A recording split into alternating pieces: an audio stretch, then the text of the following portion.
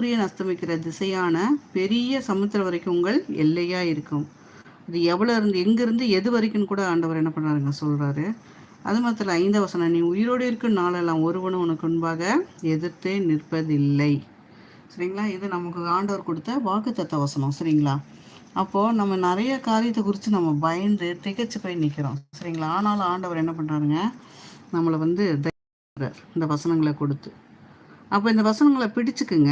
உங்களுக்கு பிரச்சனை ஏதாவது வரும்போது கூட நீங்கள் இந்த வசனத்தை கொண்டு பேசுங்க. இந்த வசனத்தை விசுவாசிங்க. இந்த வசனம் உங்களுக்காகவே ஆண்டவர் உங்களுக்கு கொடுத்துருக்குறாருன்னு நீங்கள் சொல்லுங்கள்.